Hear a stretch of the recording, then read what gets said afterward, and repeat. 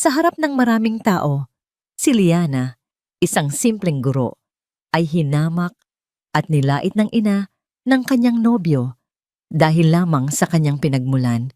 Ngunit sa mismong sandaling iyon, bumalik ang kapalaran nang lumitaw ang kanyang nawawalang kapatid bilang isang makapangyarihang bilyonaryo handang wasakin ang mundong umapi sa kanya.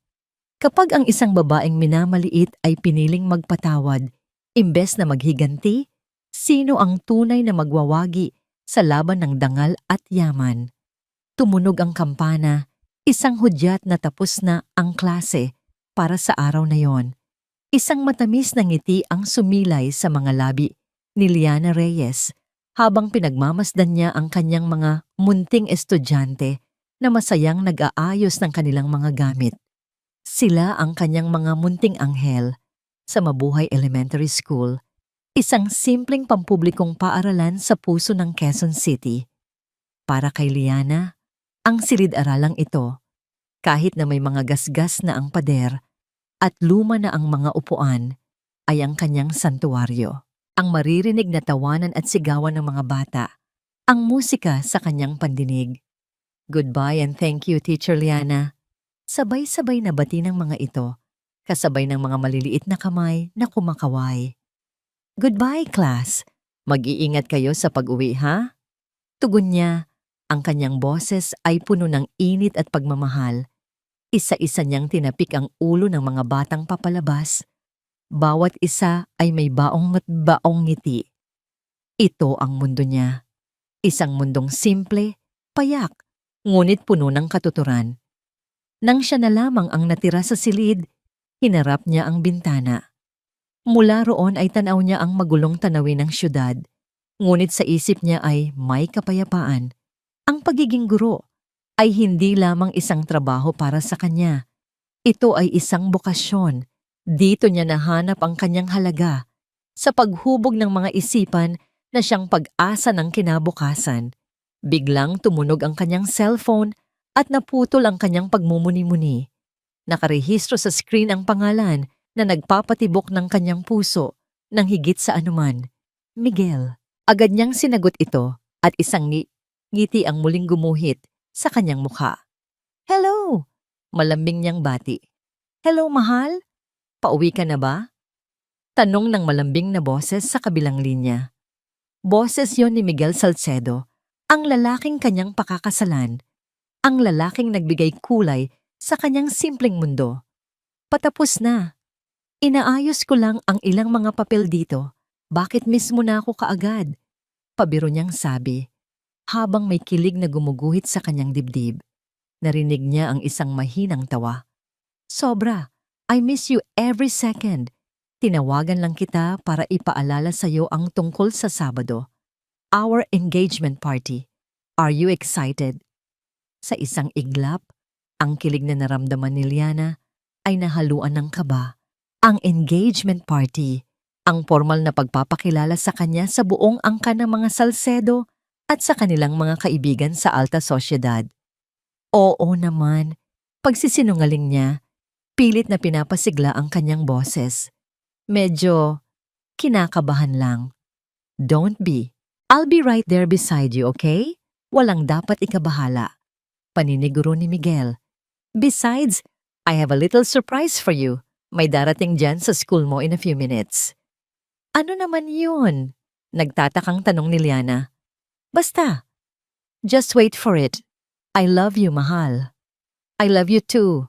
Sagot niya bago nagpaalam. Ilang minuto pa lamang ang nakalilipas nang may kumatok sa pinto ng kanyang classroom. Isang delivery man na nakauniforme ang bumungad sa kanya. May bitbit na isang malaki at eleganteng kahon na kulay itim na may gintong laso. Walang tatak, walang pangalan. Tanging ang karangyaan lamang nito ang nagsasalita. Ma'am Liana Reyes? Ako nga po. Gulat niyang sagot. Iniabot sa kanya ang kahon at ang isang digital device para pumirma. Nang sandaling mahawakan ni Liana ang kahon, naramdaman niya ang bigat at ang mamahaling tekstura nito.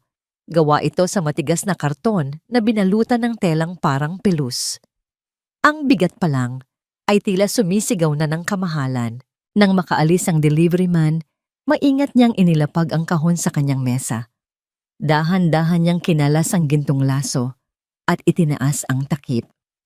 Sa loob, nakapatong sa itim na satin ay isang makapal na sobre. Ang kanyang pangalan at ang pangalan ni Miguel ay nakasulat sa magandang calligraphy gamit ang gintong tinta.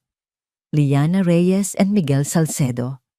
Binuksan niya ang sobre at inilabas ang imbitasyon. Gawa ito sa napakakapal na papel at ang bawat letra ay tila inukit ng may sukdulang pag-iingat. Ito ang opisyal na paanyaya para sa kanilang engagement party sa Sabado. Nagaganapin sa The Grand Salcedo Ballroom sa loob mismo ng mansyon ng mga Salcedo sa Forbes Park. Habang pinagmamasdan niya ang imbitasyon, hindi niya maiwasang makaramdam ng pagiging banyaga.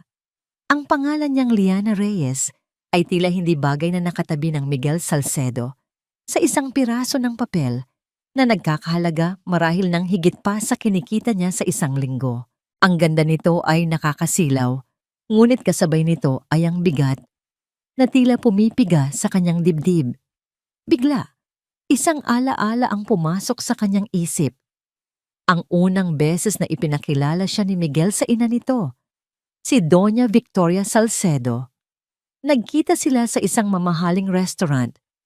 Naaalala pa niya ang tingin nito, isang tingin na sumuri sa kanya mula ulo hanggang paa. Isang nangiti ang ibinigay sa kanya ng ginang, ngunit hindi ito umabot sa mga mata nito. Ang mga matang iyon ay malamig, mapanuri, at tila sinasabing hindi siya kabilang. Ang kaba na naramdaman niya noon ay bumalik, mas matindi pa. Ang imbitasyong hawak niya ay hindi lang isang paanyaya. Ito ay isang pasaporte papasok sa isang mundo na napakalayo sa kanyang kinagisnan. Isang mundong puno ng kinang, yaman, at mga taong katulad ni Doña Victoria. Hinigpitan niya ang hawak sa imbitasyon, ang dulo ng papel ay bahagyang nayupi sa kanyang palad. Inilapit niya ito sa kanyang dibdib na para bang sa paggawa niyon ay mababawasan ang kabog na nararamdaman niya. Napapikit siya. Mahal niya si Miguel, mahal na mahal, at iyon dapat ang pinakamahalaga sa lahat. Ngunit habang nakatayo siyang mag-isa sa katahimikan ng kanyang classroom, isang tanong ang umalingaw-ngaw sa kanyang isipan.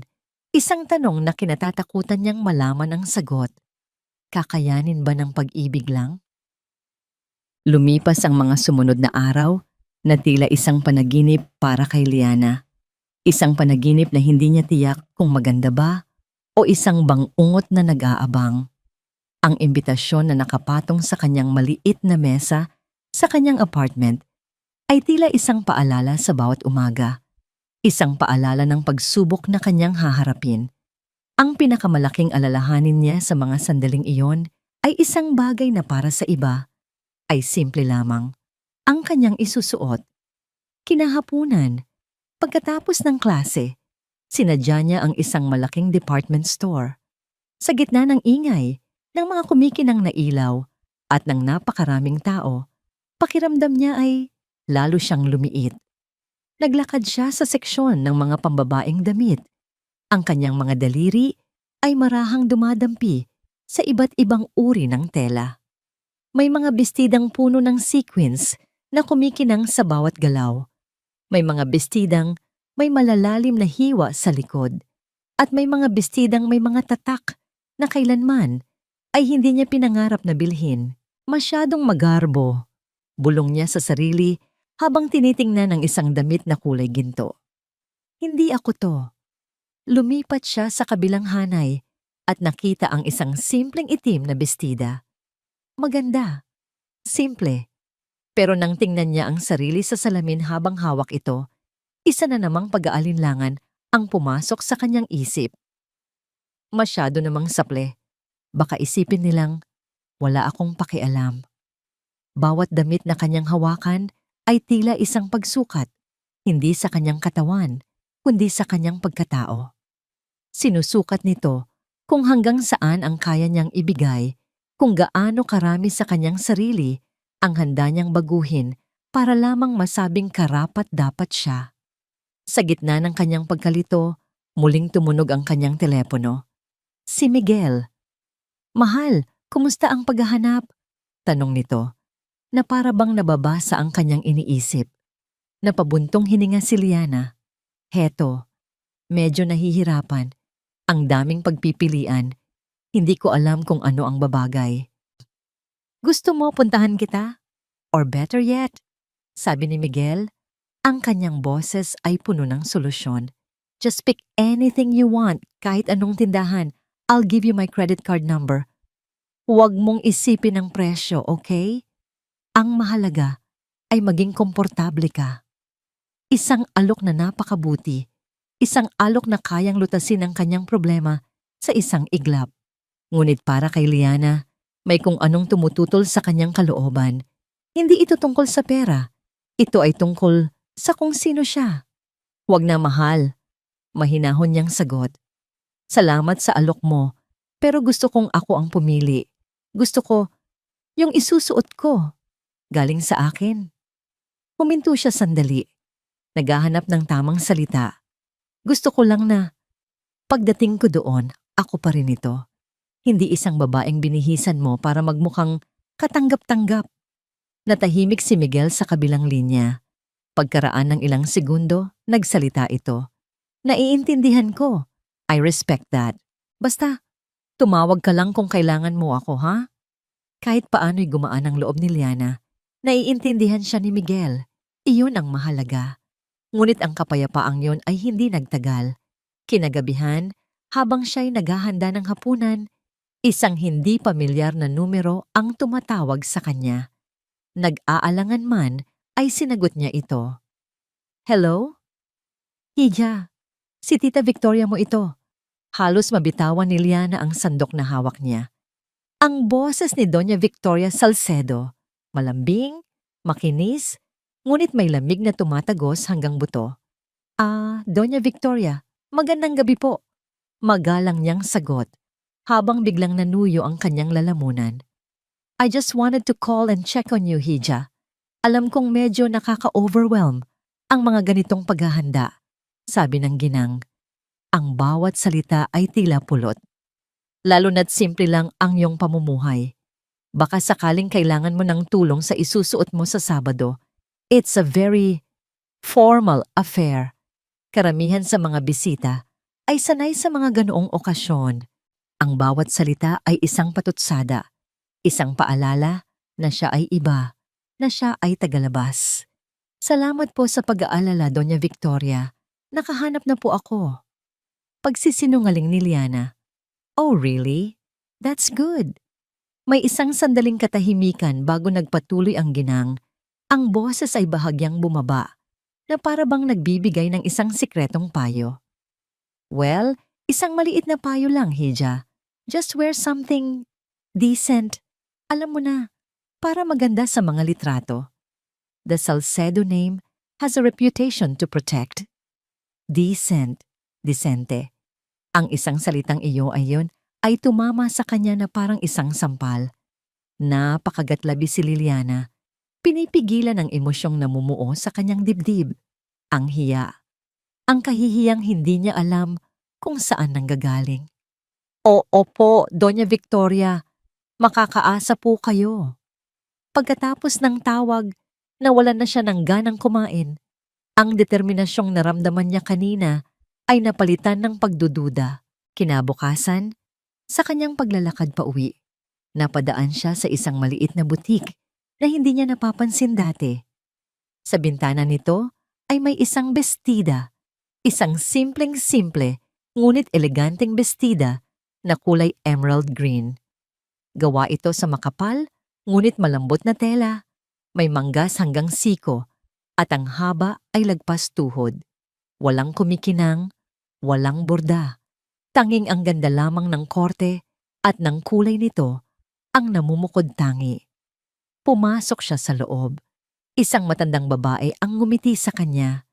Isinukat niya ang bestida at sa unang pagkakataon, nang tumingin siya sa salamin, hindi hiya ang kanyang naramdaman.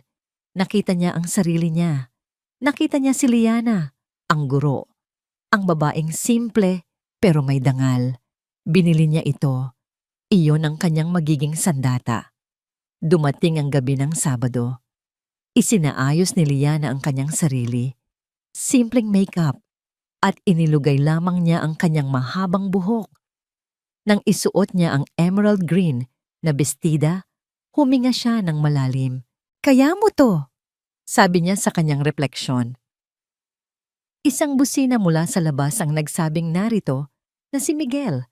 Pagbukas niya ng pinto, bumungad sa kanya ang napakakisig niyang nobyo, suot ang isang mamahaling suit. Napangiti ito nang makita siya. Isang nangiting nagpapawi ng lahat ng kanyang kaba. "Wow," sabi ni Miguel. Ang mga mata ay nagniningning. "You look beautiful, mahal." Ngumiti si Liliana. Isang tunay na ngiti sa wakas. "Salamat." Inilahad ni Miguel ang kanyang braso. Ngunit bago pa man sila tuluyang makalakad, sa isang saglit, nahuli ng mga mata ni Liana ang isang bagay sa mukha ni Miguel. Isang mabilis na pagbabago sa ekspresyon, isang anino ng pag-aalala na dumaan sa mga mata nito habang tinitingnan ang simple niyang kasuotan. Mabilis itong nawala at napalitan ng nanangiti, ngunit nakita niya ito. At sa sandaling iyon, alam ni Liana na ang gabing ito ang magiging tunay na pagsukat sa kanilang pagmamahalan. Ang anino ng pag-aalala na nakita ni Liana sa mga mata ni Miguel ay mabilis na naglaho, ngunit nanatili itong nakaukit sa kanyang isipan habang binabagtas nila ang daan patungo sa Forbes Park. Sa bawat pag-ikot ng gulong ng mamahaling sasakyan, tila lalo silang lumalayo sa mundong pamilyar kay Liana at palapit ng palapit sa isang teritoryong hindi para sa kanya. Nang pumasok sila sa dambuhalang tarangkahan ng Forbes Park, ang ingay ng syudad ay tuluyang naglaho. Napalitan ito ng isang nakabibinging katahimikan. Ang mga kalsada ay maluluwang at malilinis, napapalibutan ng mga dambuhalang puno at mga mansyon na tila mga palasyo. Bawat bahay na kanilang madaanan ay isang testamento sa yaman na hindi kayang sukatin. "Relax ka lang, mahal," basag ni Miguel sa katahimikan. Ang isang kamay ay marahang humaplos sa kamay ni Liana na nakapatong sa kanyang hita. Malamig ang kamay nito. "They will love you." Pilit nang ngumiti si Liana. "Sana nga." Huminto ang sasakyan sa harap ng pinakamalaki at pinakamarangyang mansyon sa lahat. Ang mansyon ng mga Salcedo. Kulay puti ito na may mga haliging Romano at isang malawak na hardin na pinalamutian ng mga ilaw na parang mga bituin. Mula sa labas pa lang, rinig na ang mahinang tunog ng isang string quartet at ang halakhakan ng mga tao. Bumukas ang pinto ng sasakyan.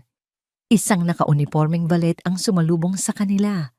Inilahad ni Miguel ang kanyang kamay kay Liana at sa paglabas niya, naramdaman niya ang malamig na hangin ng gabi o marahil ang lamig ng sarili niyang kaba.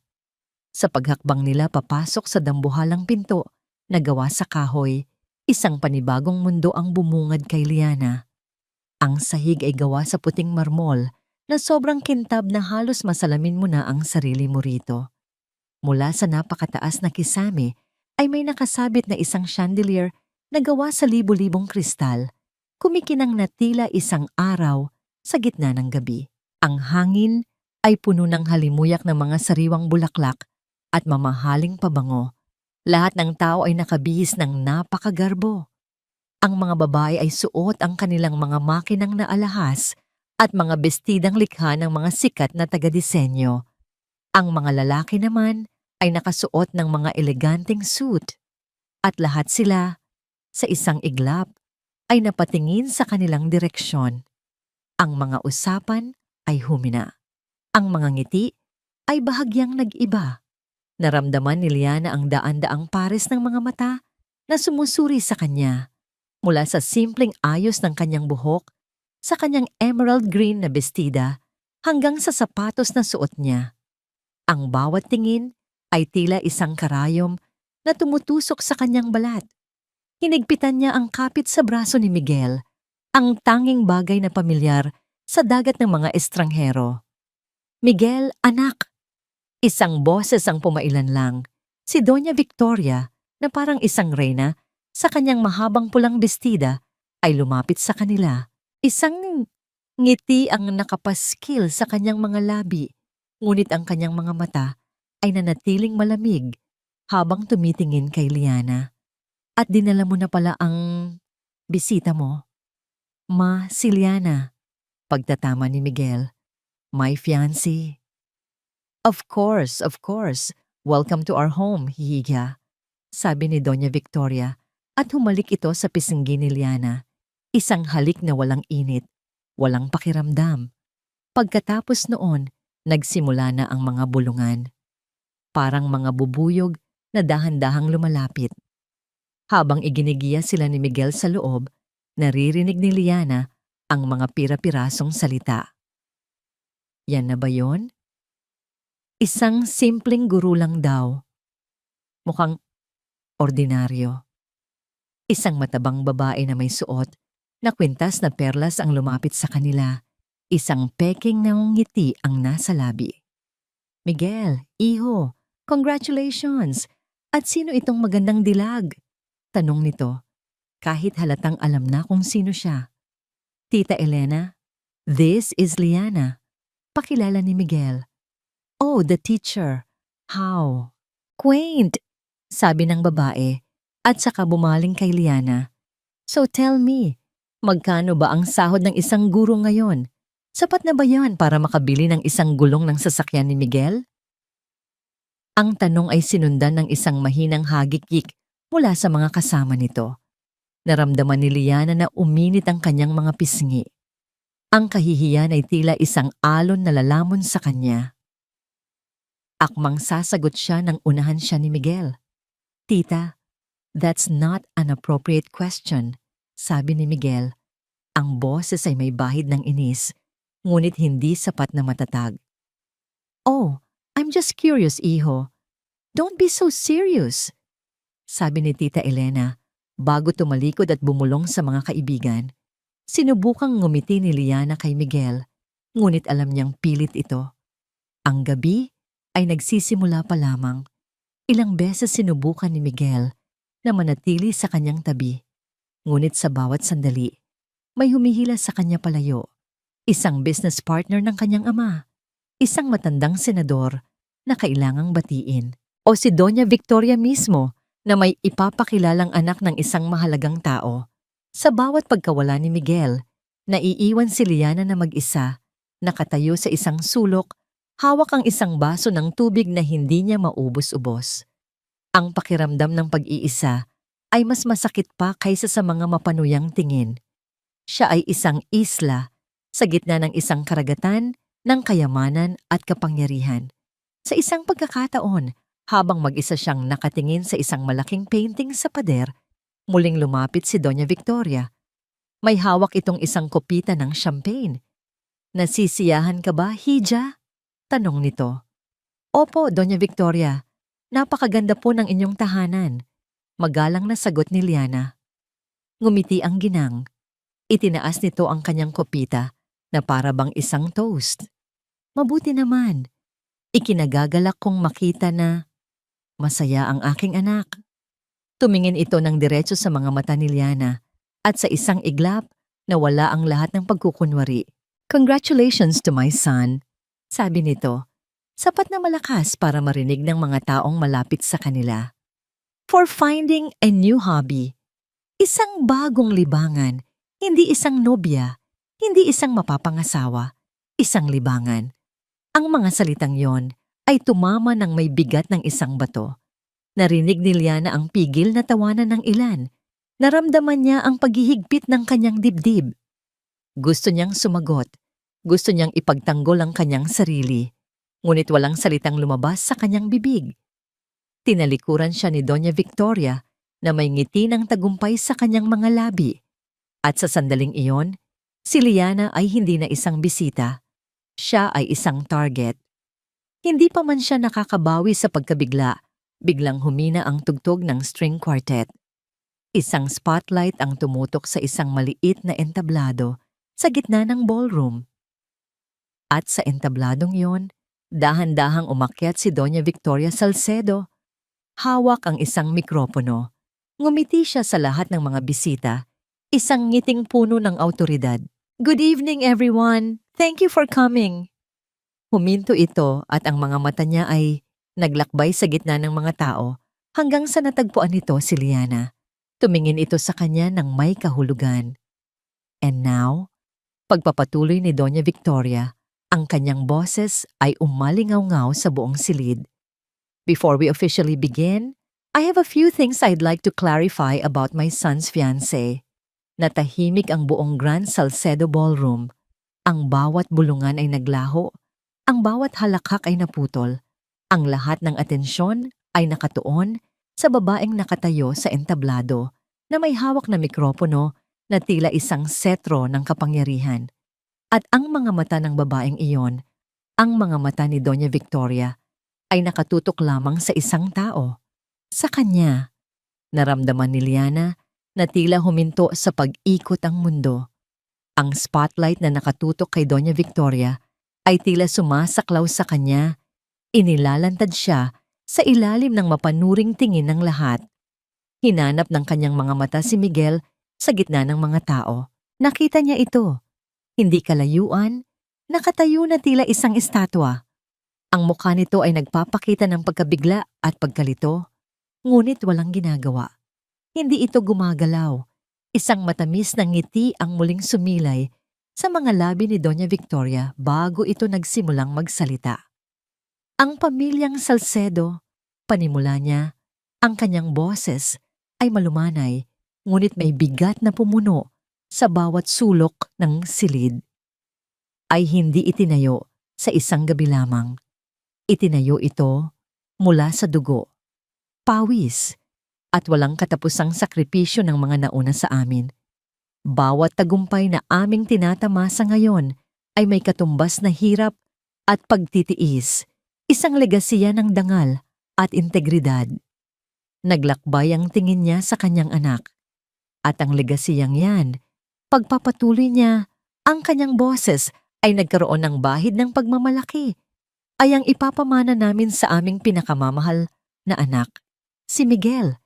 Pinalaki namin siya hindi lamang sa yaman, kundi sa pag-unawa sa halaga ng bawat sentimong aming pinaghirapan. Itinuro namin sa kanya na ang pangalan ng Salcedo ay isang bagay na dapat ingatan at protektahan.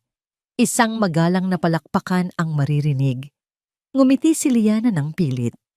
Ang mga salitang iyon, sa unang dinig, ay tila mga salita ng isang mapagmahal na ina. Ngunit alam ni Liana, sa paraan ng pagtingin nito sa kanya, na ang bawat papuri sa pamilya nito ay isang insulto sa kanyang pinagmulan. Pagkatapos ay dahan-dahang nag-iba ang tono ni Doña Victoria. Mula sa pagiging mapagmahal, ito ay naging mapagpaalala. Sa panahong ito, sabi niya, habang ang kanyang mga mata ay muling naghahanap at tumagos sa mga mata ni Liana, napakaraming tukso, napakaraming ambisyon na hindi nalulugar. May mga taong sanay na gamitin ang kanilang kahinaan o ang kanilang pagiging inosente upang itago ang kanilang tunay na hangarin. Ang bawat salita ay parang lason na dahan-dahang ipinapatak sa kanyang pandinig. Naramdaman ni Liana ang pag-init ng kanyang mga pisngi. Ang mga bulungan ay nagsimulang bumalik. Mas malakas, mas mapanghusga. Tumingin si Doña Victoria sa kanya. Ikiniling ang ulo ng bahagya, na may ekspresyon ng pekeng simpatya. Tunay ngang maganda ang pag-ibig, sabi nito. Ang kanyang boses ay tila pulot na may tinatagong kamandag. Ngunit hindi nito kayang bayaran ang mga gastusin, hindi ba? Isang alon ng pigil na tawanan ang dumaan sa mga bisita. Isang direktang sampal. Isang pangungutya sa kanyang estado sa buhay, sa kanyang propesyon, sa kanyang pagkatao. Naramdaman ni Liana ang panginginig ng kanyang mga kamay. Naikuyom niya ang mga ito sa kanyang tagiliran. Ang kanyang mga kuko ay bumaon sa kanyang palad. Huwag kang iiyak, Liana. Huwag mo siyang bibigyan ng kasiyahang yon. Sa wakas, nakita niyang gumalaw si Miguel. Humakbang ito pasulong. Ma, sabi nito, ang boses ay mahina, ngunit sapat na para marinig ng mga nasa malapit. Tama na po. This isn't the right place for this. Ngunit si Doña Victoria ay hindi man lang lumingon sa kanya.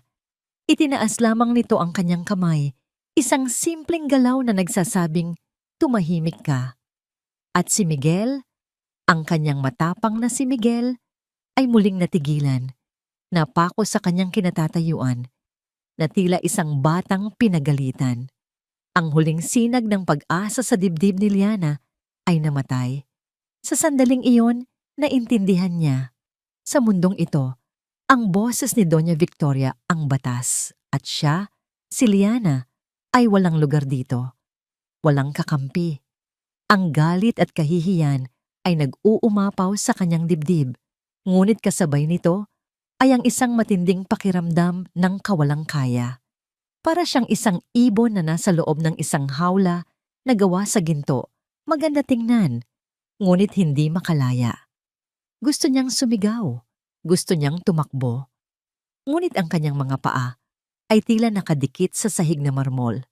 Ang tanging nagawa niya ay tumayo roon, tiisin ang bawat titig, ang bawat ngisi, habang tinatapos ni Doña Victoria ang kanyang nakamamatay na talumpati. Tumingin ang ginang sa kanyang mga bisita, isang malawak na ngiti na ngayon ang nasa kanyang labi, na para bang nagbahagi ito ng isang napakahalagang aral sa buhay.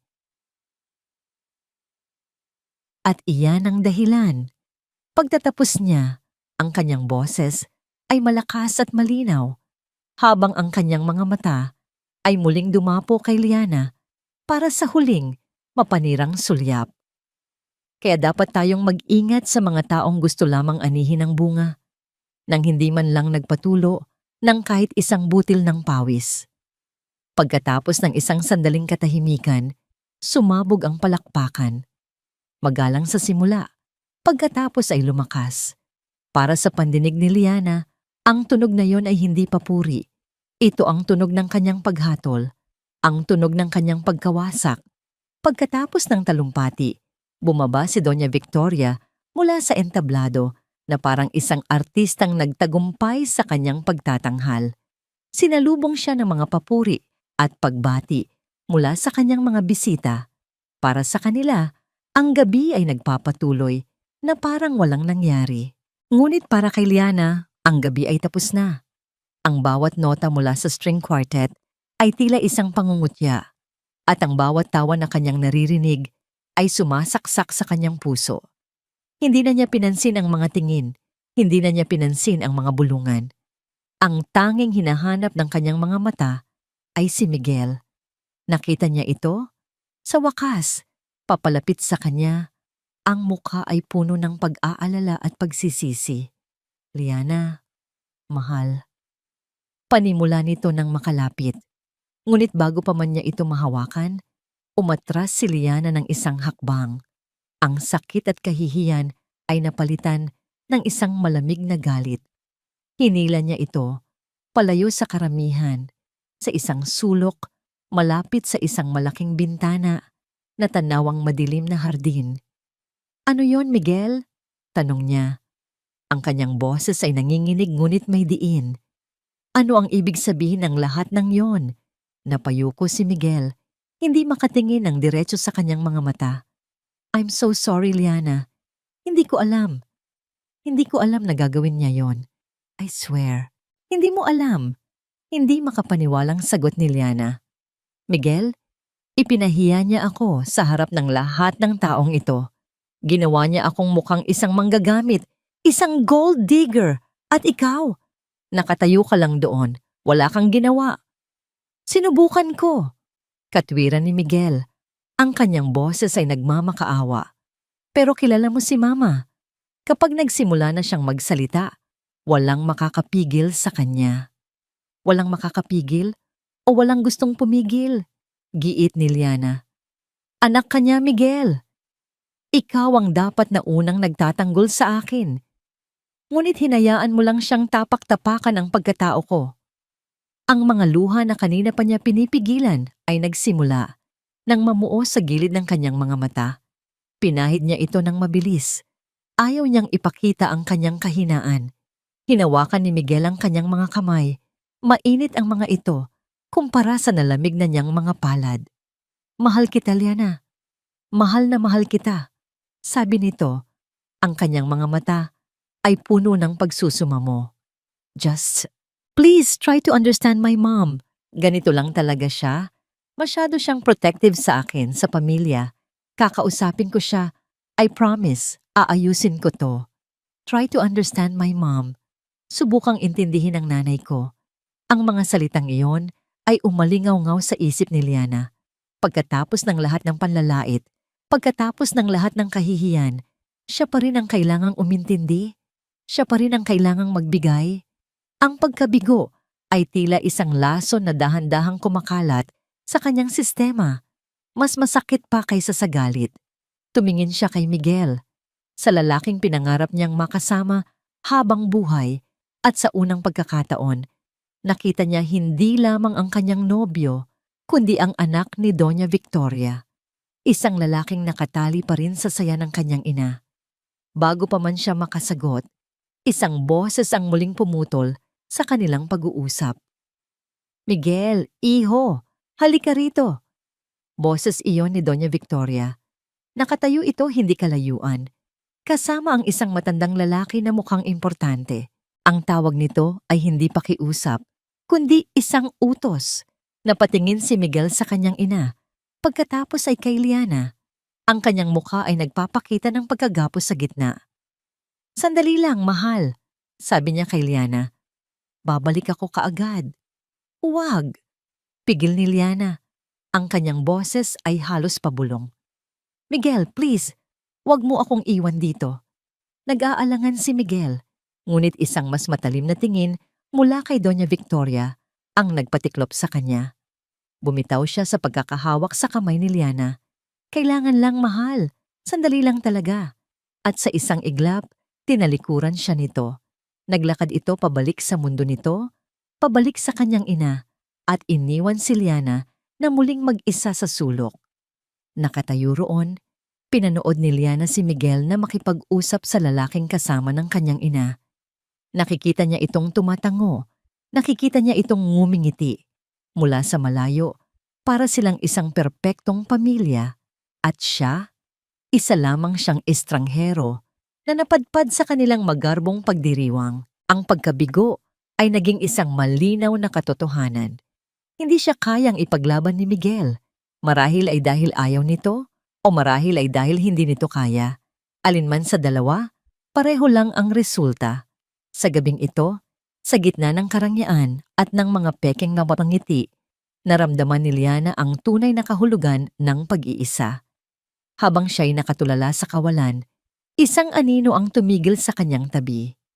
Isang matandang babae, isa sa mga kaibigan ni Doña Victoria na nakita niyang tumatawa kanina. Nakatingin ito sa kanya na may halong awa at pangungutya. Hija, sabi nito, ang boses ay mahina ngunit matalim. Isang payo lang mula sa isang nakakatanda.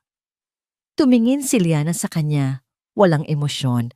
Sumuko ka na, bulong ng babae, bago ito tumalikod at naglakad palayo. Hindi ka nabibilang dito, ang mga salita ng matandang babae. Sumuko ka na, hindi ka nabibilang dito, ay tila isang sumpa na paulit-ulit na umalingaw-ngaw sa isipan ni Liana. Naramdaman niya ang unti-unting paglamig ng kanyang buong katawan, na para bang ang lahat ng init at buhay ay hinihigop palabas. Nananatili siyang nakatayo sa kanyang sulok, isang anino na pinapanood ang isang pagdiriwang na dapat ay para sa kanya. Ngunit si Doña Victoria Salcedo ay hindi pa tapos. Muli itong umakyat sa entablado, ngunit sa pagkakataong ito, hindi na ito kasing formal ng nauna. Isang senyas lamang sa mga musikero ay sapat na para tumigil ang tugtog. Kinuha niya ang mikropono. Sandali lamang pumuli, sabi niya. Ang kanyang boses ay hindi na kasing lakas ng kanina. Sa halip, Ito ay puno ng isang kakaibang emosyon, isang pekeng pag-aalala na nagpadala ng kaba sa dibdib ni Liana. May isa pa po akong gustong sabihin, isang bagay na, bilang isang ina, ay hindi ko maaaring palampasin. Lahat ng mata ay muling napako sa kanya. Ang mga bisita na tila nakakaramdam na may isa pang palabas na magaganap ay muling nagtipon. Ngumiti si Doña Victoria, ngunit ang ngiting iyon ay puno ng lungkot. Isang ngiti ng isang ina na nag-aalala para sa kanyang anak. Nitong mga nakaraang linggo, panimula niya, ang kanyang boses ay malambing na tila isang bulong. Napapansin kong medyo matamlay ang ating Liana. Agad na napatingin ang lahat kay Liana. Naramdaman niya ang pag-init ng kanyang mukha sa ilalim ng kanilang mga titig. Ano na naman ito? Anong laro na naman ang nilalaro ng babaeng ito? Bilang isang babae at bilang isang ina, pagpapatuloy ni Doña Victoria, may mga bagay tayong nararamdaman, may mga kutob tayo. Dahan-dahan, ang kanyang mga mata ay bumaba. Mula sa mukha ni Liana, ang tingin niya ay bumaba sa kanyang tiyan. Isang tingin na puno ng kahulugan. Isang tingin na nagtatanim ng isang ideya sa isip ng lahat ng nakakakita. Naintindihan agad ni Liana, isang nakakasuklam na pag-unawa ang biglang lumitaw sa kanyang isipan. Hindi niya gagawin ito. Ang mga bulungan ay nagsimula. Mas malakas kaysa kanina. Sinundan ng mga mata ng mga bisita ang tingin ni Doña Victoria. Lahat sila ay nakatingin ngayon sa tiyan ni Liana na para bang may makikita silang isang sikreto doon. Ang kanyang simpleng emerald green na bestida ay tila naging isang ebidensya laban sa kanya. Nais ko lamang ang kaligayahan ng aking anak, sabi ni Doña Victoria sa isang katabing bisita, ngunit sinadya niyang lakasan ang kanyang boses para marinig ng karamihan. Ang kanyang mukha ay nagpapakita ng isang pekeng pag-aalala. Sana lang ay tunay na kaligayahan ang mahanap niya at hindi siya napilitan lamang. Napilitan. Trapped. Ang salitang iyon ay parang isang bomba na sumabog sa gitna ng silid. Ang bulungan ay naging isang malakas na ugong. Ang mga tingin ay hindi na mapanuri, kundi mapanghusga na. Hinanap ni Liana si Miguel. Nakita niya ito, nakatayo malapit sa entablado. Ang mukha nito ay hindi na maipinta. Ang kanyang bibig ay bahagyang nakabuka sa pagkabigla. Ang kanyang mga mata ay nanlalaki, hindi makapaniwala sa naririnig. Ngunit tulad ng kanina, siya ay isang estatwang walang galaw. Walang salitang lumabas sa kanyang bibig para ipagtanggol ang babaeng kanyang pakakasalan. Ang huling hibla ng kontrol ni Liana ay naputol. Ang lahat ng sakit, galit at pagkabigo ay nag-uumapaw. Ngunit ang pinakamasakit na dagok ay hindi pa dumarating. Bumaba si Doña Victoria sa entablado, sa gitna ng katahimikan at ng mga matang nakasunod sa bawat galaw niya. Naglakad siya ng dahan-dahan at may determinasyon. Naglakad siya papalapit kay Liana. Bawat hakbang niya ay tila isang dagundong sa pandinig ni Liana. Huminto ang ginang sa mismong harapan niya. Napakalapit na halos maamoy na niya ang mamahaling pabango nito. Itinaas ni Doña Victoria ang kanyang kamay na para bang hahaplusin ang pisngi ni Liana. Ngunit sa halip, hinawakan nito ang mikropono ng mahigpit. Tumingin ito sa kanya, hindi bilang isang magiging biyenan, kundi bilang isang berdugo na handa nang ibigay ang huling hatol. Sa harap ng daan-daang bisita, sa gitna ng kanilang mansyon, ibinuka ni Doña Victoria ang kanyang bibig at binitawan ang mga salitang tuluyang wawasak sa dangal ni Liana. Sabihin mo sa lahat ang totoo, Hija, sabi niya. Ang kanyang boses ay puno ng huwad na pagmamalasakit na nagpapakulo sa dugo. Dala-dala mo na ba sa iyong sinapupunan ang isang tagapagmana ng mga Salcedo? Ang tanong ni Doña Victoria ay binitawan sa hangin na parang isang batong ibinagsak sa isang tahimik na lawa. Ang mga alon nito, alon ng pagkabigla, ng tsismis, ng paghuhusga ay kumalat sa buong silid, nilalamon ang bawat natitirang piraso ng dangal ni Liana. Hindi siya makahinga. Pakiramdam niya ay may isang kamay na nakasakal sa kanyang leeg. Pinipiga ang lahat ng hangin mula sa kanyang mga baga. Ang kanyang mga mata ay nanatiling nakatitig kay Doña Victoria, hindi makapaniwala sa kalupitang nakikita niya sa mukha ng babaeng ito. Isang kalupitang binalot sa isang ngiti ng pag-aalala. Pagkatapos ng tila isang kawalang hanggan, ang kanyang tingin ay automatikong lumipat sa isang desperadong paghahanap. Isang paghahanap para sa kanyang tagapagligtas, para sa kanyang kakampi. Hinanap niya si Miguel. Nakatayo pa rin ito kung saan niya ito huling nakita. Ang pagkabigla sa mukha nito ay napalitan ng isang desperadong pagkataranta. Ang kanyang mga mata ay nagpapalipat-lipat mula sa kanyang ina patungo kay Liana, na para bang isang manunood na hindi alam kung kaninong panig ang kanyang kakampihan sa isang madugong laban. Ang kanilang mga mata ay nagtagpo. Sa mga mata ni Liana ay may isang tahimik na pagsusumamo. Miguel, tulungan mo ako. Sabihin mo sa kanila na hindi totoo. Ipagtanggol mo ako. Ngunit ang nakita niya sa mga mata ni Miguel ay hindi katapangan. Nakita niya ay takot. Isang takot na mas malaki pa kaysa sa pagmamahal nito para sa kanya. Isang takot sa kanyang ina. Ibinuka ni Miguel ang kanyang bibig. May mga salitang gustong kumawala. Ngunit ang tanging lumabas ay isang mahinang, halos hindi marinig na pakiusap. Mama, please, stop. Please stop.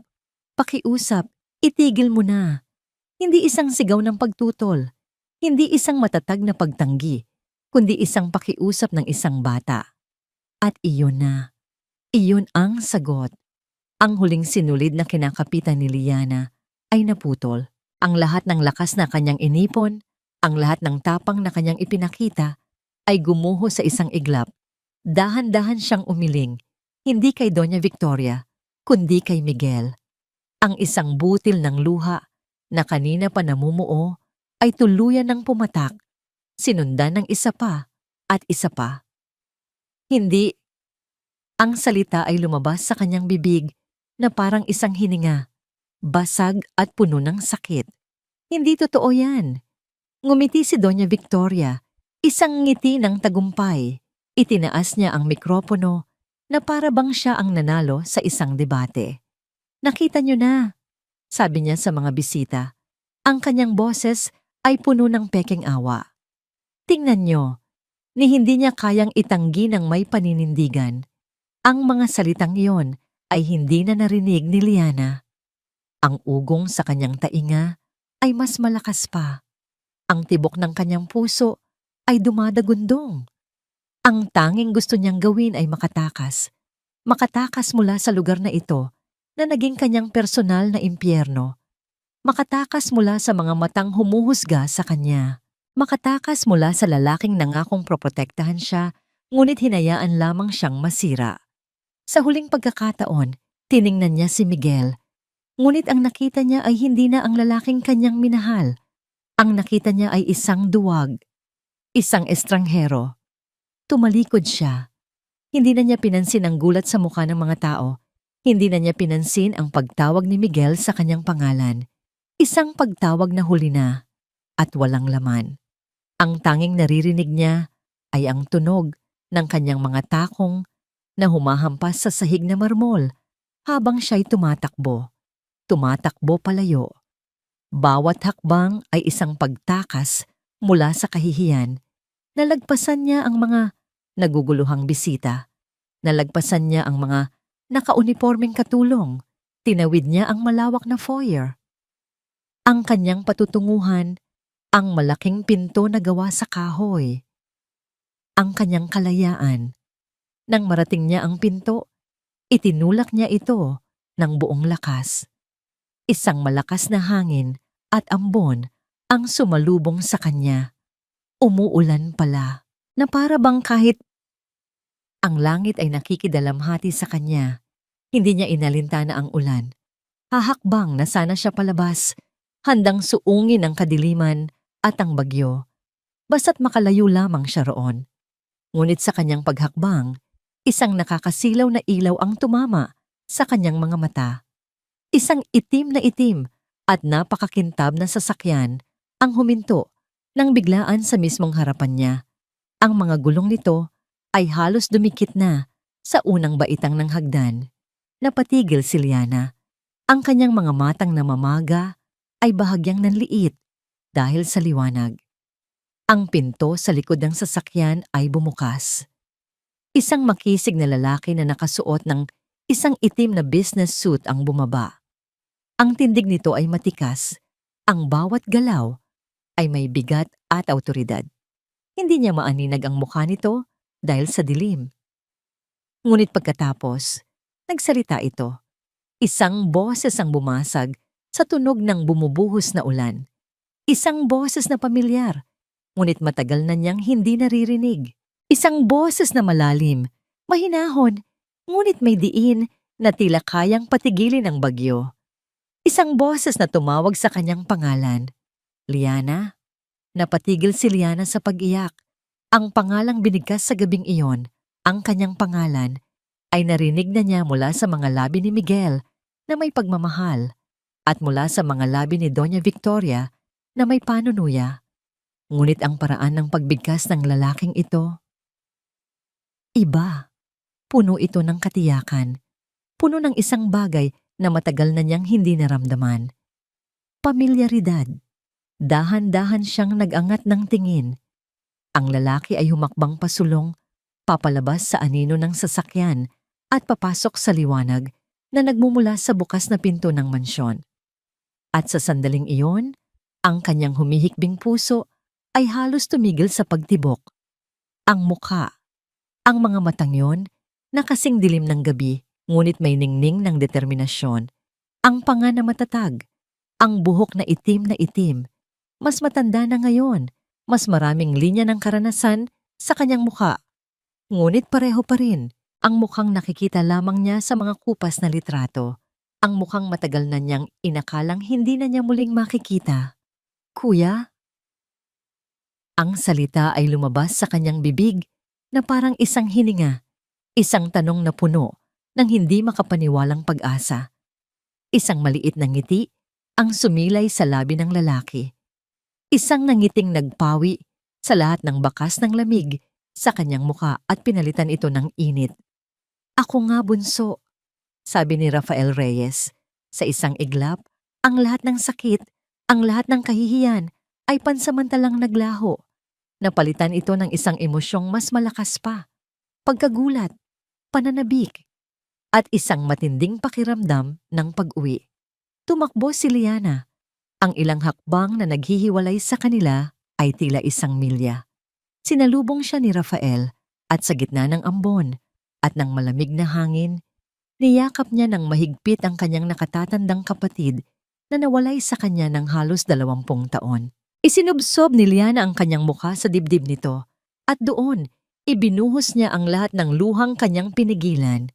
Humagulgol siya, hindi na dahil sa sakit, kundi dahil sa ginhawa. Ang pakiramdam ng mga bisig ni Rafael sa kanyang paligid ay isang kanlungan. Isang pader na matagal na niyang hinahanap. Isang pamilya. Hinayaan lamang siya ni Rafael na umiyak. Ang isang kamay nito ay marahang humahaplos sa kanyang buhok, habang ang isa naman ay nakayakap sa kanya ng mahigpit na para bang sinasabing hinding-hindi na siya muling bibitaw. Tahan na. Malambing niyang bulong-o. Nandito na si kuya. Ligtas ka na. Pagkaraan ng ilang sandali, nang bahagya ng humupa ang kanyang pag-iyak, marahan siyang inihiwalay ni Rafael sa pagkakayakap. Hinawakan nito ang kanyang mukha gamit ang 2 kamay at pinunasan ang kanyang mga luha gamit ang mga hinlalaki. Tiningnan ni Rafael ang kanyang nanginginig na kapatid, ang kanyang mamasa-masang bestida, ang kanyang mga matang namumugto. Pagkatapos, ang kanyang tingin ay dumaan sa balikat ni Liana, patungo sa bukas na pinto ng mansyon kung saan ilang mga naguguluhang bisita At si Miguel ay nakatanaw sa kanila. Ang init sa kanyang mga mata ay naglaho, napalitan ng isang lamig na parang yelo. Bumaba ang kanyang boses, naging mahinahon ngunit may bigat na nakakatakot. Sinong gumawa nito sa'yo? Hindi nakasagot si Liana. Ang pagbabalik ng alaala ng mga nangyari sa loob ay muling nagdulot ng sakit. Umiling lamang siya, ang mga luha ay muling nagbabadya. Nakita ni Rafael ang sagot sa kanyang mga mata. Muli niyang hinaplos ang pisngi nito.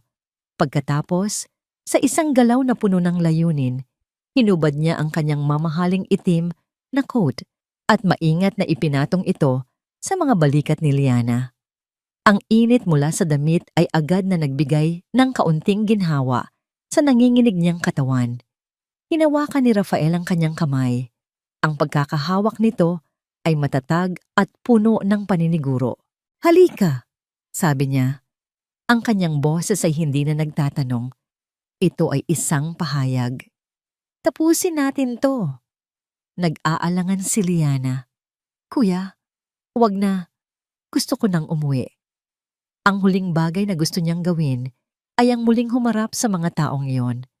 Ngunit tumingin si Rafael sa kanyang mga mata.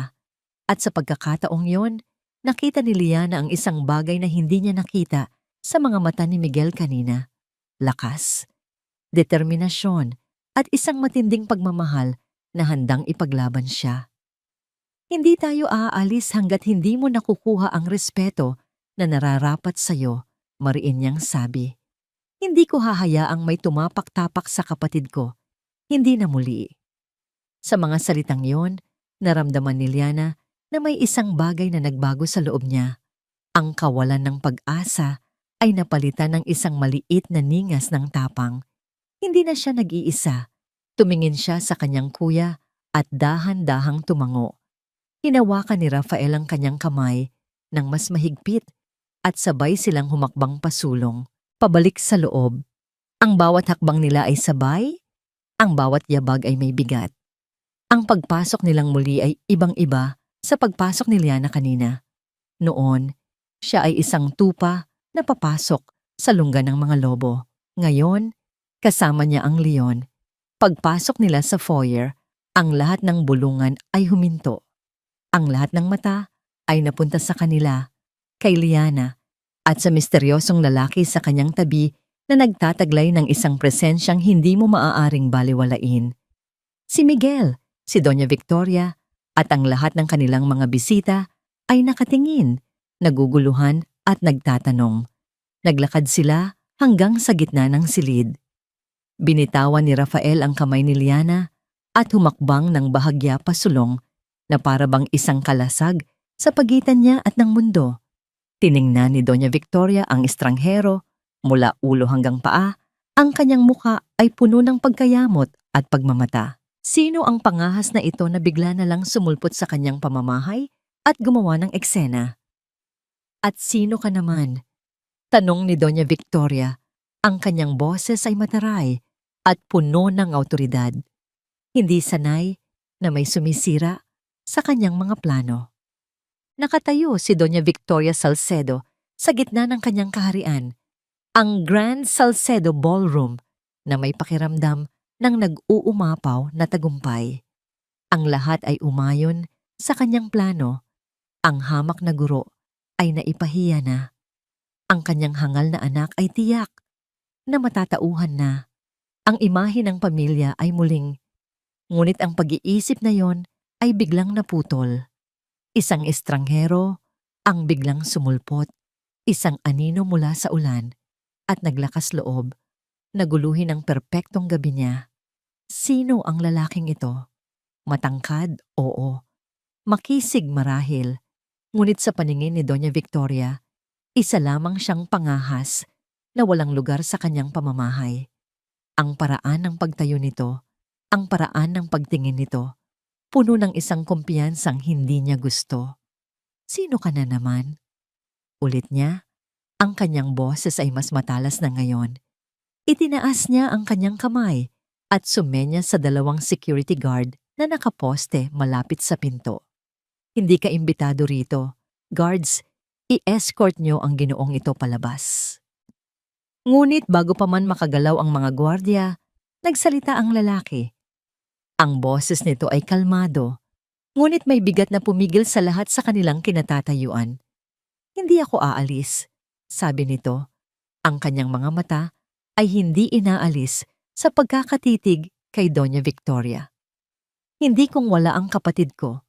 Kapatid? Kumunot ang noo ni Doña Victoria. Tumingin siya kay Liana, na ngayon ay nakatayo sa likuran ng lalaki. Ang coat nito ay nakabalot sa kanyang mga balikat. Kapatid? Ang pagkakaalam niya ay ulila na ang babaeng ito. Isang mahirap na ulila. Anong kalokohan ito? Sabi niya nang may halong pangungutya. Wala kang kapatid dito. Diyan ka nagkakamali, sagot ng lalaki. Sa sandaling iyon, isang bagay na hindi inaasahan ang nangyari. Isang matabang lalaki sa gilid ng mga bisita, si Mr. Tan, isa sa kanyang pinakamahalagang kasosyo sa negosyo, ay biglang namutla. Nanlaki ang mga mata nito na para bang nakakita ng multo. Nagsimula itong maglakad papalapit nanginginig. Imposible, bulong ni Mr. Tan, sapat na malakas para marinig. Kayo po si. Lumingon ang estranghero kay Mr. Tan at bahagyang tumango. Isang pagkilala. At pagkatapos, muli itong humarap kay Doña Victoria. Para sa mga hindi nakakakilala, sabi nito, ang kanyang boses ay umalingaw-ngaw sa nakabibinging katahimikan. Ako si Rafael Reyes. Ang pangalan ay walang epekto kay Doña Victoria. Reyes, ang apelyido ng hamak na guro. Ngunit para sa ilan sa mga bisita, lalo na sa mga nasa mundo ng negosyo, ang pangalan ay tila isang kulog na biglang dumagundong. Nakita niya ang pagbabago sa kanilang mga mukha. Mula sa pagiging mausisa, ito ay naging pagkabigla, pagkatapos ay paggalang at takot. Rafael Reyes, inulit ni Mr. Tan ni Tan. Ang kanyang boses ay nanginginig pa rin. Ng EtherTech. EtherTech. Sa wakas, ang pangalang yon ay tumama kay Doña Victoria na parang isang sampal. EtherTech. Ang misteryosong kumpanya ng teknolohiya na lumaki na parang kabute sa loob lamang ng ilang taon. Ang kumpanyang bumibili ng mga maliliit na negosyo at ginagawang ginto. Ang kumpanyang laman ng kanyang mga bangungot nitong mga nakaraang buwan. Ang kumpanyang nag-aalok na bilhin ang naghihingalong Salcedo Holdings. Nagsimulang bumililis ang tibok ng puso ni Doña Victoria. Hindi maaari. Ako ang nakatatandang kapatid ni Liana. Pagpapatuloy ni Rafael. Ang kanyang bawat salita ay tila isang pako na ibinabaon sa kabaong ng kapangyarihan ni Doña Victoria. At narinig ko ang lahat ng sinabi mo tungkol sa kanya ngayong gabi. Isang malamig na kaba ang gumapang sa likod ni Doña Victoria. Ngunit ang kanyang pagmamataas ay hindi basta-basta susuko. At ano ngayon? Matapang niyang sagot, kahit na ang kanyang boses ay bahagyang nanginig. Wala akong pakialam kung sino ka. Ang mga patakaran sa pamamahay ko ay nasusunod pa rin. Isang mapait na ngiti ang lumitaw sa mga labi ni Rafael. Inilabas nito ang kanyang cellphone mula sa bulsa. Isang simpleng pagpindot at ang malaking screen sa likod ng entablado na kanina lamang ay nagpapakita ng mga litrato ni na Miguel at Liana ay biglang umitim. Pagkatapos, isang dokumento ang lumitaw. Isang opisyal na dokumento. Isang press release. Ang titulo ay malinaw at nakamamatay. EtherTech finalizes acquisition of Salcedo Holdings. Napatitig si Doña Victoria sa screen, ang kanyang mga mata ay nanlalaki. Ang dugo sa kanyang mukha ay nawala. Ang petsa sa dokumento, bukas ng umaga. Ang deal na ilang buwan na niyang sinusubukang iwasan. Ang pagsuko na hindi niya matanggap ay narito na. Finalized. Tapos na. Ang Salcedo Holdings, sa kasamaang palad, ay ilang oras na lamang ang layo mula sa ganap na pagkalugi. Paliwanag din ni Rafael. Ang kanyang boses ay kalmado, ngunit bawat salita ay isang punyal. Ang tanging bagay na nagpapanatili sa pag-asa nitong mabuhay ay ang alok ng Either Tech. Isang alok na, hanggang kanina lang ay nasa mesa pa rin. Dahan-dahan, ibinaba ni Rafael ang kanyang cellphone at tumingin ng diretso sa mga mata ni Doña Victoria. Ang lahat ng pagkukunwari ay nawala. Ang nakikita na lamang niya ngayon ay ang mata ng isang hari na hahatol sa kanya. Ang kapalaran ng iyong kumpanya, sabi ni Rafael, ang kanyang boses ay bumaba na parang isang bulong na narinig ng lahat. Ang iyong legasiya, ang pangalan ng Salcedo na labis mong ipinagmamalaki ay nakasalalay na ngayon sa mga kamay ng kapatid ko. Sa isang iglap, gumuho ang mundo ni Doña Victoria. Ang sahig na marmol na kanyang kinatatayuan ay tila lumambot. Ang kapangyarihang pinanghahawakan niya sa buong buhay niya ay biglang naglaho na parang bula.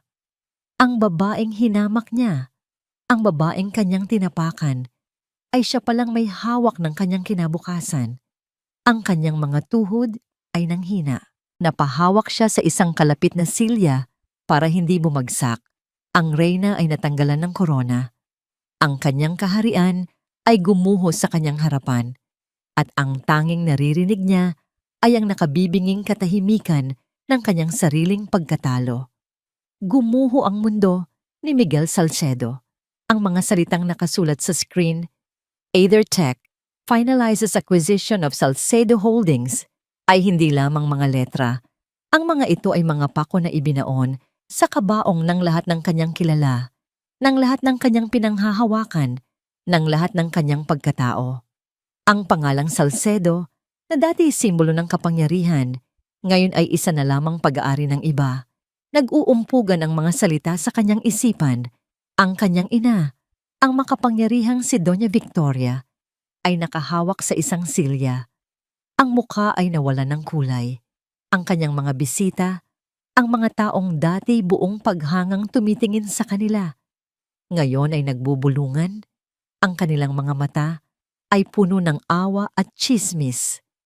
At si Liana, tumingin siya kay Liana na nakatayo sa tabi ng kapatid nito, nakabalot sa isang mamahaling coat na halatang hindi kanya, ngunit suot ito na para bang isang baluti. Wala na ang takot sa kanyang mga mata. Wala na ang mga luha.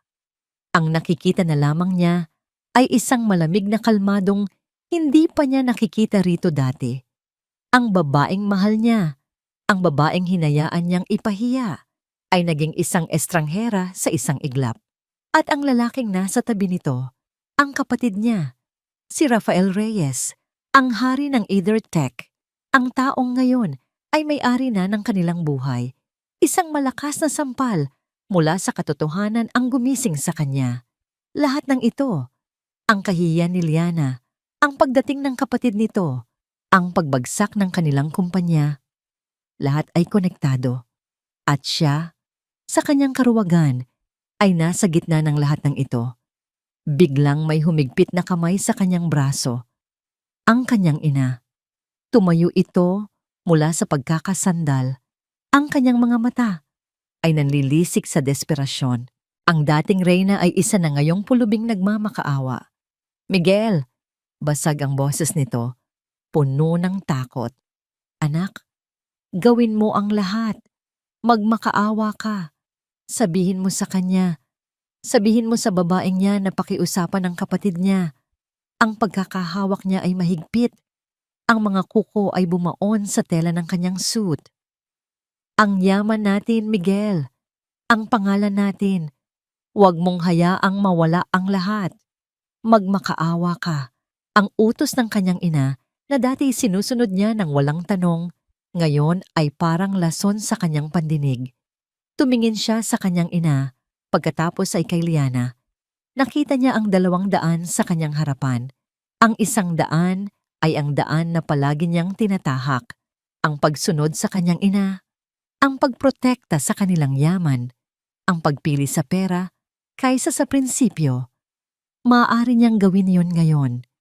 maaari siyang lumuhod sa harap ni Liana at magmakaawa para sa kanilang negosyo. Ngunit may isa pang daan. Isang daan na hindi pamilyar. Isang daan na nakakatakot. Ang daan ng paggawa ng tama. Tumingin siyang muli kay Liana. Naalala niya ang itsura nito kanina. Puno ng sakit, puno ng pagkabigo, nag-iisa.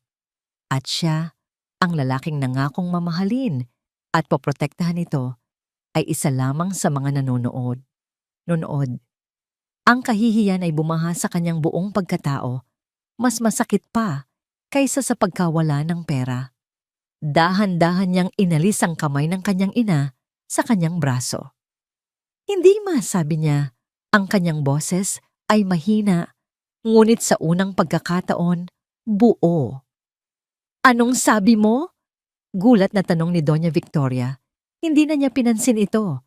Ang kanyang mga mata ay nakatuon na lamang kay Liana. At nagsimula siyang maglakad. Ang bawat hakbang ay tila 1 kilometro. Ang sahig na marmol ay naging kumunoy. Ang mga mata ng lahat ay nakatutok sa kanya. Hinihintay kung ano ang kanyang gagawin. Hinihintay ang pagluhod ng isang salsedo. Huminto siya sa harap ni Liana at Rafael. Ang kapatid nito ay tinitingnan siya na may malamig na pagtatasa. Isang tingin na nagsasabing isa na lamang siyang malinggalaw at tapos na ang lahat. Ngunit hindi si Rafael ang kanyang tiningnan. Tumingin siya ng diretso sa mga mata ni Liana. At sa harap ng lahat, sa harap ng kanyang ina, sa harap ng Diyos, ginawa niya ang bagay na dapat ay ginawa niya kanina pa. Hindi siya nagmakaawa para sa pera. Liana, sabi niya, at ang kanyang boses ay nabasag sa bigat ng kanyang pagsisisi. Patawarin mo ako. Isang salita. Ngunit sa salitang iyon, nakapaloob ang lahat ng kanyang pagkukulang. Patawarin mo ako dahil hinayaan kitang masaktan. Patawarin mo ako dahil hindi kita naipagtanggol. Patawarin mo ako dahil mas pinili kong maging isang duwag. Tumingin siya sa sahig, hindi kayang salubungin ang tingin nito. I failed you. Nakita niya ang bahagyang pagbabago sa ekspresyon ni Liana.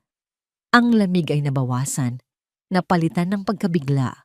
Pagkatapos, huminga siya ng malalim at humarap sa kanyang ina, ang babaeng kinatakutan niya sa buong buhay niya. Itigil niyo na to, ma, sabi niya. Ang kanyang boses ay mas matatag na ngayon.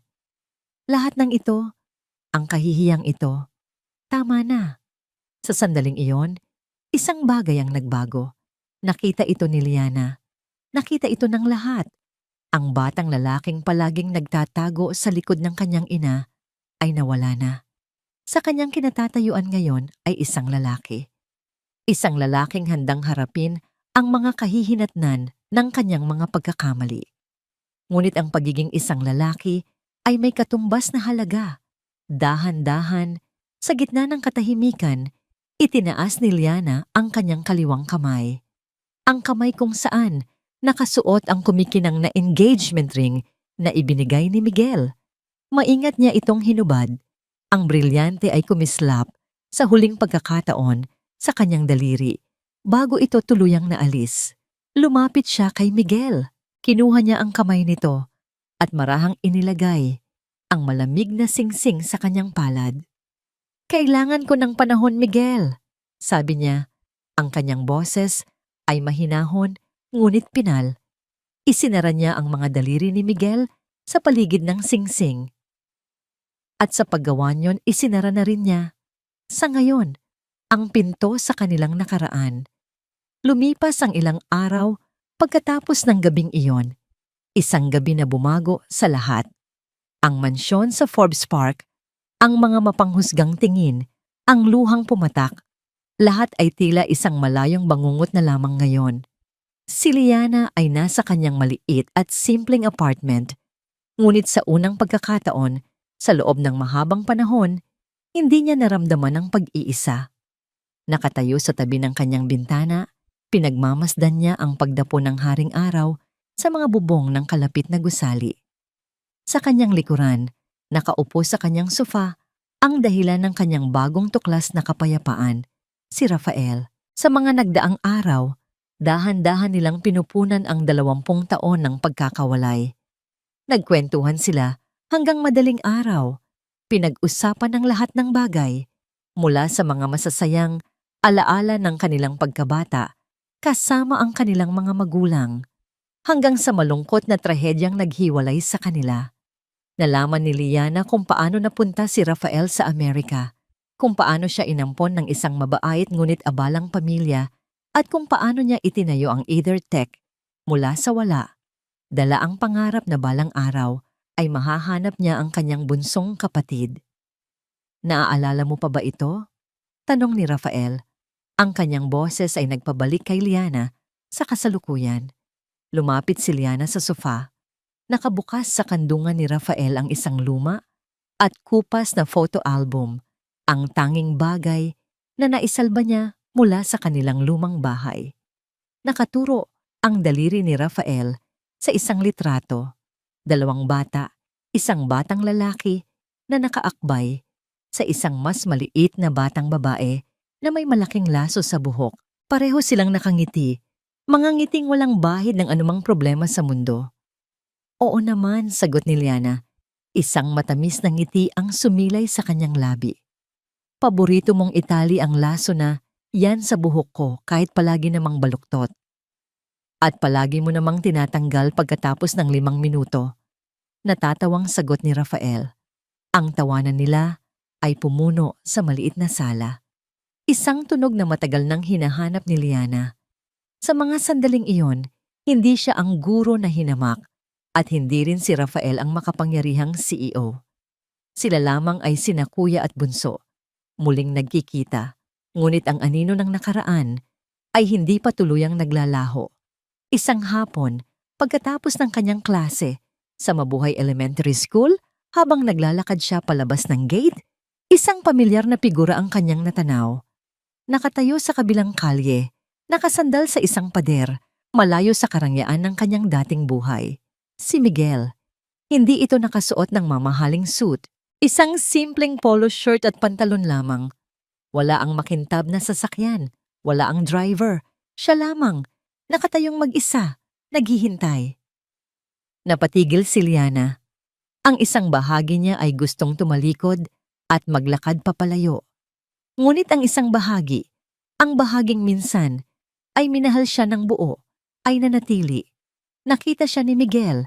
Hindi ito agad lumapit. Naghintay ito na para bang humihingi ng pahintulot.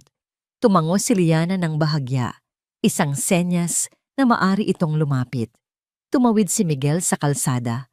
Sa bawat hakbang nito, nakikita ni Liana ang pagbabago. Wala na ang arogansya ng isang Salcedo. Ang natira ay isang lalaking may pasan-pasang bigat ng pagsisisi. Liana, bati nito. Ang boses ay mahina. Salamat sa pagpapaunlak mong kausapin ako. Ano ang ginagawa mo dito, Miguel? Tanong ni Liana. Ang kanyang boses ay kalmado, ngunit may distansya. Gusto lang kitang makita, sagot nito. At gusto kong malaman mo. Huminga ito ng malalim. Umalis na ako sa Salcedo Holdings. O sa kung anumang natitira pa roon, umalis na rin ako sa bahay. Nagsisimula ako ulit sa sarili ko. Tinitigan ni Liana si Miguel. Hinanap niya ang anumang bakas ng kasinungalingan sa mga mata nito, ngunit wala siyang nakita. Ang nakita niya ay pagod, kalungkutan, at isang kislap ng determinasyon. Hindi ako naparito para humingi ng tawad at asahang babalik ka sa akin. Pagpapatuloy ni Miguel, alam kong wala akong karapatan. Naparito ako para sabihin na tama ka sa lahat ng bagay at gagawin ko ang lahat para patunayan na kaya kong magbago, hindi para sa'yo, kundi para sa sarili ko. Para maging isang lalaking karapat-dapat sa pagmamahal mo, kahit na hindi ko na yon muling makuha. Ang mga salitang yon ay tapat. Walang pagkukunwari, walang pagmamakaawa. Isang simpleng pag-amin. Sa unang pagkakataon mula noong gabing iyon, naramdaman ni Liana ang pagtango ng isang bagay sa loob niya. Ang matigas na pader ng galit ay nagsimulang magkaroon ng lamat. Nakita niya sa kanyang harapan, hindi ang duwag na tagapagmana, kundi si Miguel, ang lalaking minahal niya bago pa man pumasok sa kanilang buhay ang anino ni Doña Victoria. Ngunit ang sugat ay malalim pa rin. I'm glad to hear that, Miguel. Mahinahon niyang sagot. Sana mahanap mo ang hinahanap mo. Isang tango mula kay Miguel, isang malungkot na ngangiti. Salamat, Liana. Tumalikod ito at nagsimulang maglakad palayo. Walang pag-aalinlangan. Tinatanggap ang kanyang desisyon. Pinanood niya itong maglakad hanggang sa maglaho sa dulo ng kalsada. Hindi niya alam kung ano ang dapat maramdaman. Kinagabihan, habang sila ni Rafael ay naghahapunan, ikinuwento niya ang nangyari. Nakikinig lamang ang kanyang kuya. Hindi nagsasalita. Hinahayaan siyang ilabas ang lahat. Nang matapos siya, nagtanong si Rafael, "Masaya ka ba sa desisyon mo?" "Hindi ko alam," pag-amin ni Liana. "Pero alam kong ito ang tama sa ngayon." Tumango si Rafael, puno ng pag-unawa. Ibinaba nito ang kanyang mga kubyertos at tinitigan siya ng may seryosong ekspresyon. "May isang bagay pa tayong dapat pag-usapan, bunso," sabi nito. "Isang bagay na nasa mga kamay mo pa rin." Napakunot ang noo ni Liana. Kung ano ang gagawin mo sa Salcedo Holdings.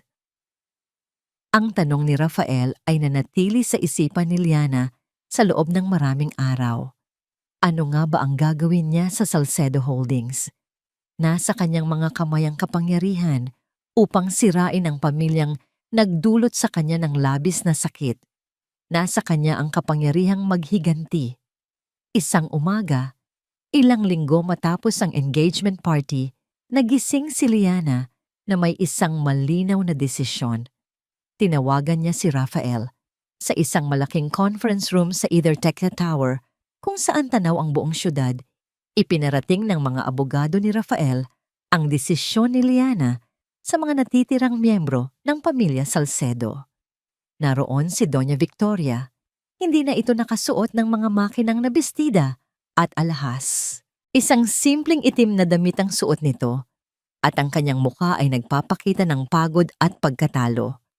Sa tabi niya ay ang kanyang asawa, isang lalaking palaging nasa anino lamang ng kanyang asawa.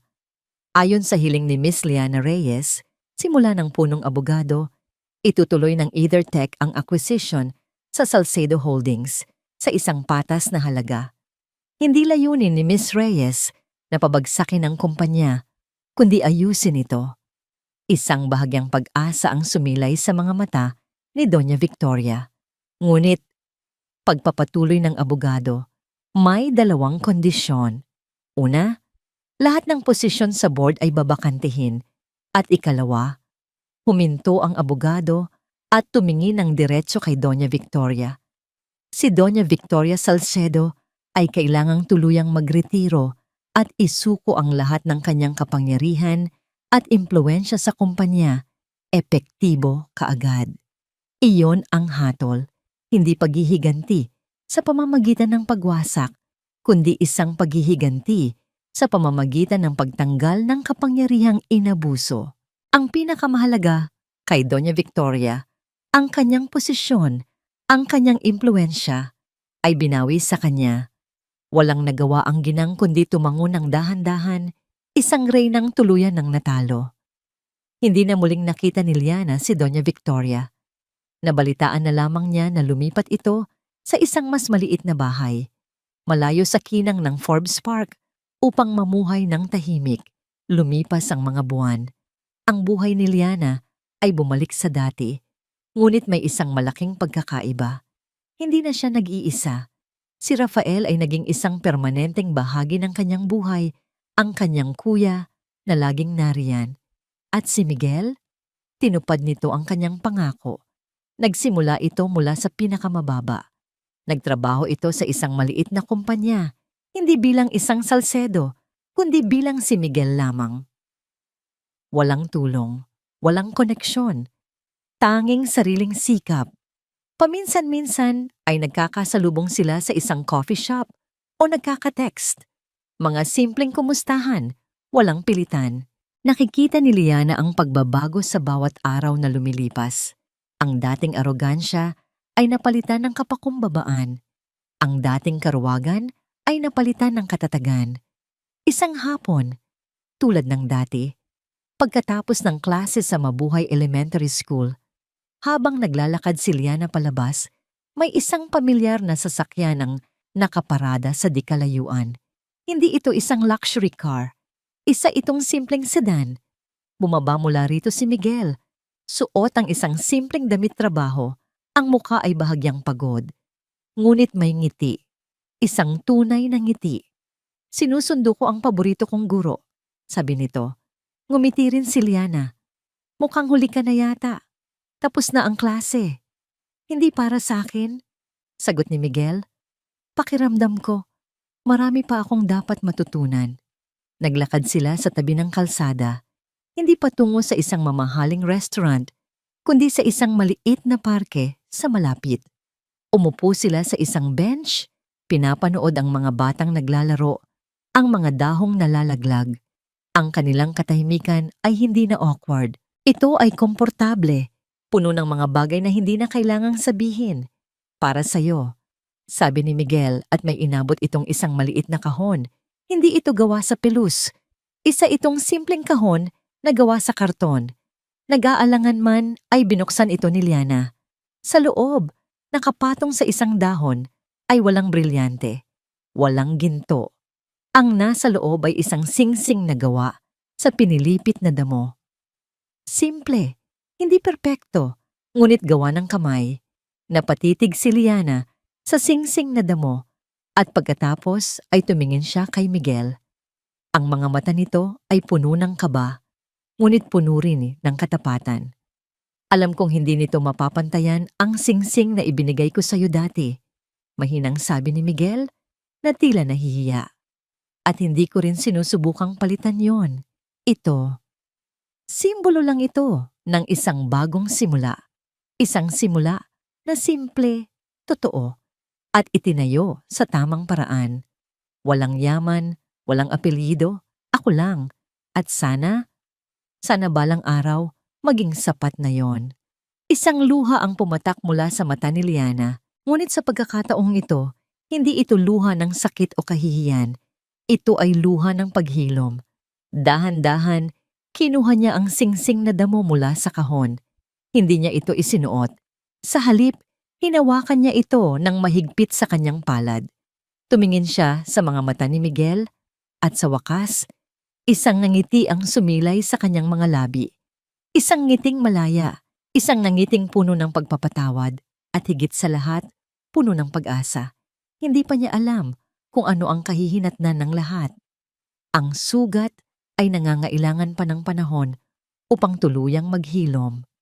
Ngunit habang nakaupo siya roon, sa tabi ng lalaking natutong hanapin ang kanyang sarili, sa ilalim ng papalubog na araw, alam ni Liana na ang tunay na yaman ay hindi pala nasusukat sa kinang ng diamante.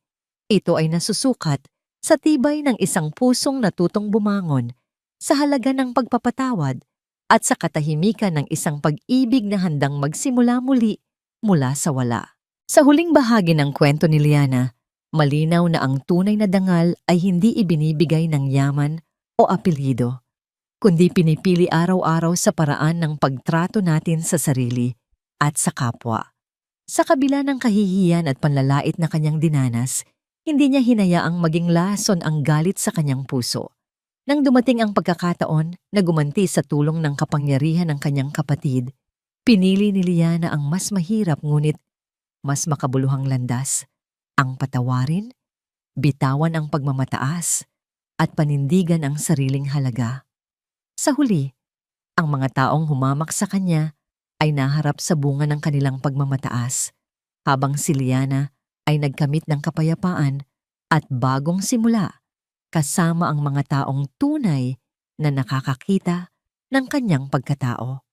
Ang kwentong ito ay paalala na ang kabutihan ay hindi kahinaan at ang pagpapatawad ay isang anyo ng lakas. Hindi lahat ng tagumpay ay nasusukat sa pagkatalo ng iba, kundi sa kalayaang makamit ang katahimikan ng puso. Sa inyong palagay, mahirap ba talagang pumili ng kapatawaran kapag may kapangyarihan kang gumanti?